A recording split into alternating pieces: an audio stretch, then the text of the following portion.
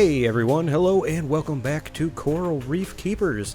It's been a good solid month since I've done any type of video, so I figured I would just do a quick update on my aquarium while I get a little bit of downtime with all the chaos that's going on in the world. So my tank does look pretty good from afar right now, but I've actually been battling a couple of different nuisance algae. It's hard to see from this clip because I filmed with mostly blues on, but as you can see from the rocks, all that like greenish crap all there is all red slime algae. It's all over the bottom of the tank, the rocks. It just was getting kind of out of control, was starting to spread, mat up in places. If we go over to the frag tank, you can see it matted a little more in the egg crate in the frag tank. You can see in between all the squares. It was just getting out of control. So I did what most reefers would do when dealing with red cyano, and I dosed the tank with Chemiclean.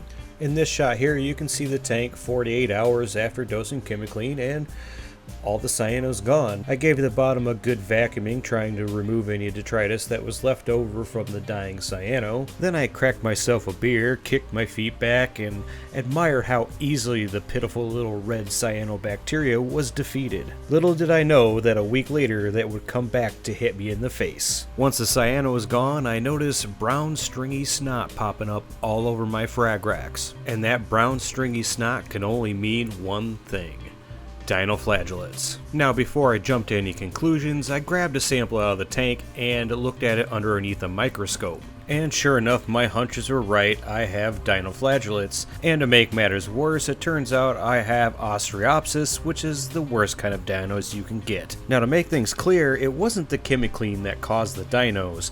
They probably already existed in my tank. With that being said, it was probably actually the cyanobacteria that was holding the dinos at bay. When I dosed the Chemiclean, it killed all the cyano within 48 hours, which then gave the dinos free roam in the tank to do whatever they wanted. And all dinos want to do is multiply and cover everything with brown stringy snot. So what do I do from here? Well, it's going to be a long battle, but I think I can tough it out and get her done. The one good thing about Ostreopsis is it does disperse into the water column at night, so you'll see a lot of those snotty strands will disappear overnight, come back in the morning. With them going in the water column, that gives you the chance to attack them with UV. Now, I already have UV hooked up on this system, but it's only an 18 watt unit tied into my return line. Now, in order to fight dinos, I'm going to need a lot more than 18 watts, so the plan is to take this little guy, take it off my return line, and run it closed loop in the frag tank. 18 watts should be sufficient for 40 gallons of water, so with that running closed loop there, you're going to wonder, well, what am I going to do with the other side? That's already taken care of. I ordered a 55 watt UV J-Bow off of Amazon, got it real cheap, and I'm going to run that closed loop on the big display. So the hope is with the UV running closed loop on both tanks, with the addition of some bacteria and some good husbandry, hopefully I can beat the dinos back.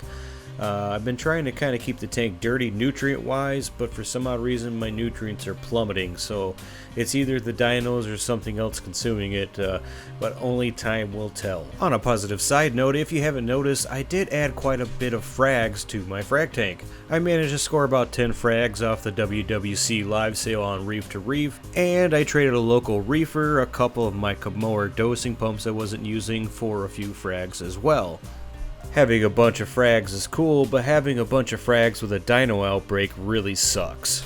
Dinos just love sticking to corals, and of course having all these new frags, well, the dinos just keep hanging on them. So I go in there every day and blow what I can off of them, but some of them are showing signs of irritation, especially the Euphilia. But all I can do for now is keep blowing them off every day, and hopefully the combination of bacteria and UV and good husbandry will eliminate the dinos from my tank and maybe let something else grow in its place. Who knows, we'll see.